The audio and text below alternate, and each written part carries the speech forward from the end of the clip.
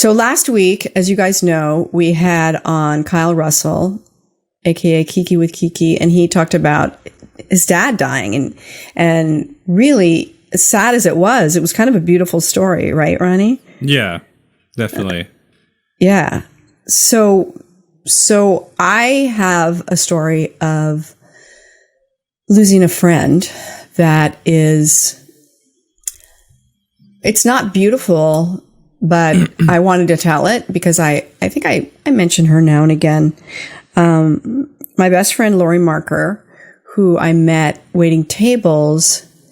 Every time I have to reference a date, I just know the listeners are going, damn, she's old.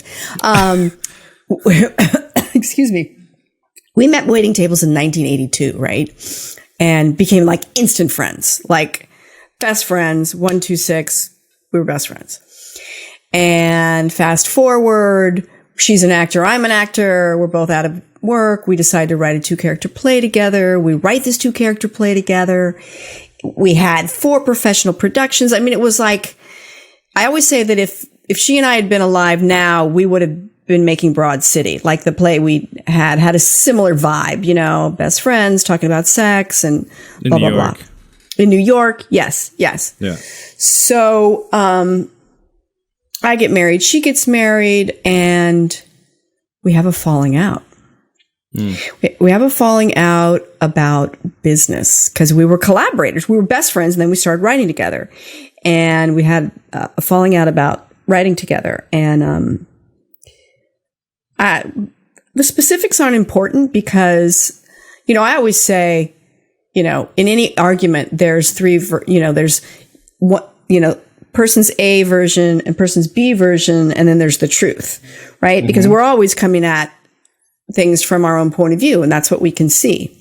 Absolutely. So, yeah. So my feelings got really hurt. Her feelings got hurt too, but my feelings got hurt, and I ended the friendship. And you made that decision. I did. Because she accused me of not being a good friend, and I felt really hurt. And I thought, why would I want to be friends with someone who thinks I'm not a good friend?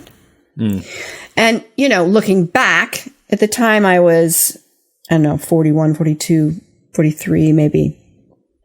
And we both had kids, and who was working enough or too much, who was spending more time on this screenplay we were working on. And she felt like I was taking advantage of her. Long story short. So I didn't talk to her for 2.5 years. And she reached out to me, and I didn't call her back. Wow. Yeah. Wow. And then I found out she had breast cancer. So I was like, all bets are off. Hi, honey, I'm here. What do you need?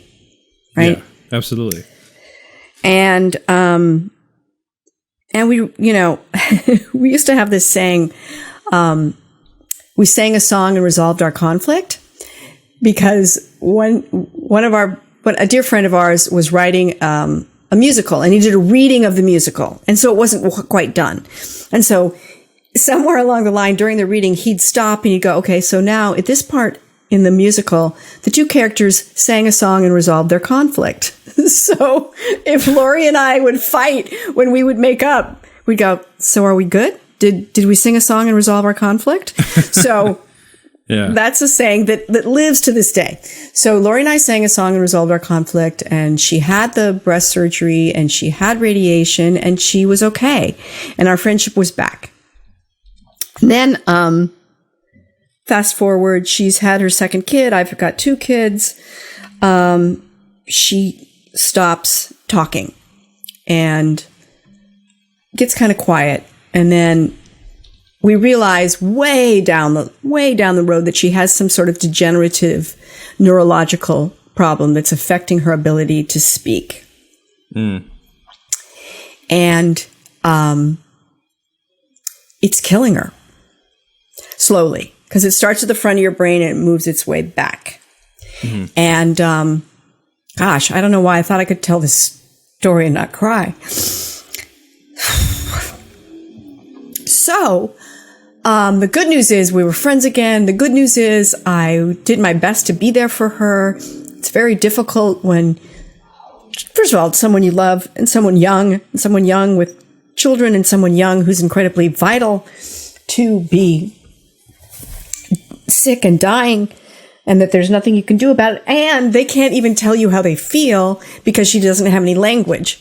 So, she can't access it. Like she's trapped inside her brain.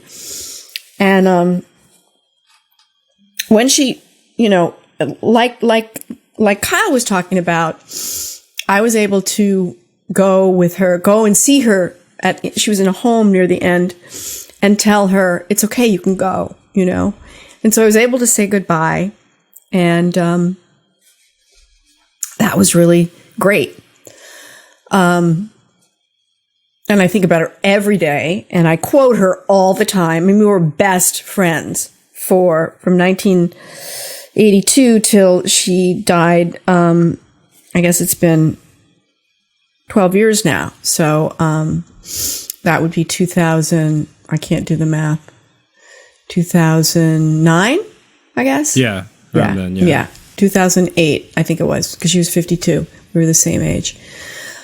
So, the reason I wanted to tell this story was because, I always wished I could get those 2.5 years back, you know, where I was really stubborn, you know, and like my feelings got so hurt that I wouldn't, even though she wanted back in, I wouldn't let her in. So I guess I wanted to say to people that, you know, if you're estranged from someone, ask yourself how important it is. And, you know, ask yourself if, what would happen if they died tomorrow? Would you feel regret? Would you think, oh shit, it wasn't that important? Would you be sad of all the time you missed? I'll tell another story. So at Christmas time, I got Raina a mug that had an R on it, and I got Doug a mug that had a D on it, and there weren't any N mugs, so I got myself a mug that said wifey on it, but they didn't have any M mugs for Malcolm, so I got him a mug that said love yourself, and he was like, Mom, that's really lame.